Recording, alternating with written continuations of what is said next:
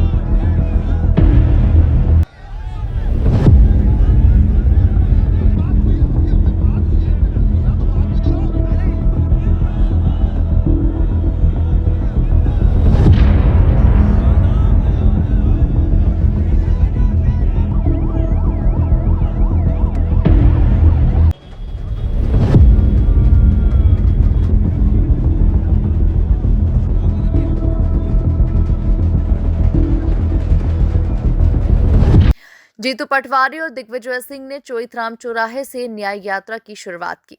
दोनों नेता ट्रैक्टर पर सवार होकर आगे बढ़ने लगे। इसी बीच पुलिस ने बैरिकेड्स लगाकर न्याय यात्रा को रोक दिया। यहां पुलिस अफसरों और कांग्रेसी कार्यकर्ताओं के बीच जमकर कहासुनी हो गई। काफी जद्दोजहद के बाद किसान न्याय यात्रा का काफिला शुरू हो सका। जगह जगह पर कांग्रेसी कार्यकर्ताओं ने जीतू पटवारी का स्वागत किया। कलेक्टर कार्यालय पहुंचने के बाद दिग्विजय और पटवारी ने संबोधित किया। पूर्व सीएम दिग्विजय सिंह ने कहा कि पहले मध्य प्रदेश सोयाबीन राज्य कहलाता था। जब से भाजपा की सरकार आई है, सोयाबीन के भाव नहीं बढ़ रहे हैं। हमारी मांग है कि सोयाबीन के भाव 6000 के पार होना चाहिए। अभी सोयाबीन एमएसपी 4892 रुपए तय है। ये बीच का अंतर राज्य सरकार पूरा करे।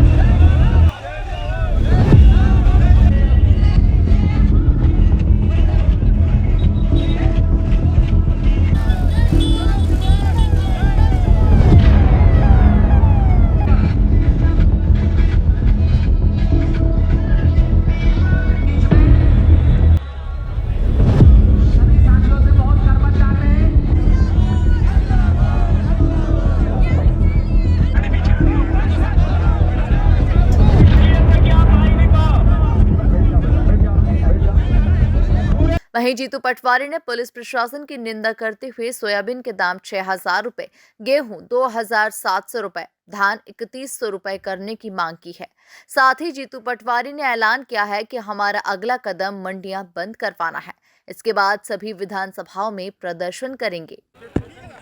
आज पूरे प्रदेश में जगह जगह ट्रैक्टर रोके गए, किसानों को रोका गया। आप देखो कि इंदौर में कोई ऐसा रास्ता नहीं बचा था जहां पर डंपर, बैरिकेड, पोकलैंड और सब नहीं लगे हों। मैं मानता हूं कि ये सरकार के अंदर चोर है, इसलिए डरी हुई है। अरे मोहन भैया, आपने कहा था शिवराज जी जब मुख्यमंत्री थे कि हम 3100 के धान के दाम देंगे, 2700 के गेहूं के देंगे। अब मुंह क्यों चुरा रहे हो आप किसान के बेटों से? किसान के बेटे अगर 6,000 सोयाबीन का मांग करते हैं तो आप ही ने तो कहा था कि हम डबल इनकम करेंगे। इंदौर में भूमि अधिग्रहण का कानून आपने कोलैप्स कर दिया। रोज स्कीम लग रही और करप्शन कर रहे, भूमाफिया हो गई बीजेपी की पूरी सरकार। बीजेपी की आईडी है, भूमाफिया हो गई, भूमाफिया हो गए। बीजेपी की नगर निगम और इसके नेता सब लूटने में लगे हैं। इस पर मौन क्यों है मोहन जी? अरे आपने कहा था कि हम डबल इनकम करेंगे किसानों की। ये किसानों के बच्चों को आप कलेक्टर ऑफिस तक नहीं आने देते हो, ये है डबल इनकम। मैं मानता हूँ सरकार डरी हुई है, अलोकतांत्रिक है। आज पूरे मध्य प्रदेश में जिस तरीके से किसानों ने हल्ला बोला है, इस सरकार को एहसास हो गया होगा कि अगर आप किसानों के 3,000 रुपया कुंटल के भाव नहीं दोगे, 6,000 रुपया सोयाबीन के नहीं दोगे, आप 2700 गेहूं के नहीं दोगे, तो अगली बार किसान के बेटे मंडियां बंद कराएंगे। फिर उसके बाद लाखों की तादाद में विधानसभा के अंदर घुसेंगे। मोहन भैया जागो, आपके खिलाफ षड्यंत्र हो रहा है और आप ही की पार्टी के नेता कर रहे हैं। मैं अनुरोध करना चाहता हूं कि जितनी जल्दी हो किसान के बेटों की सुध लो, आपको सद्बुद्धि आए, भगवान ईश्वर आप किसान के बेटों की सुनो। आप 5 साल मुख्यमंत्री रहो, हम आपको नहीं रोकेंगे, ना आपको अड़ंगे देंगे, केवल विपक्ष की भूमिका निभाएंगे। पर आपकी सरकार के अंदर बैठे विभीषणों से बचो और किसानों के हितों में निर्णय लो। मोहन भैया धन्यवाद। बता दें कि इंदौर की न्याय यात्रा में शहर से लगे ग्रामीण इलाकों से बड़ी संख्या में किसान और कांग्रेस नेता शामिल होने के लिए निकले थे, लेकिन पुलिस प्रशासन ने सभी सीमाओं को सील कर दिया, जिससे कई कांग्रेस कार्यकर्ता रैली में नहीं पहुंच पाए। Bureau report, MP news, Indore.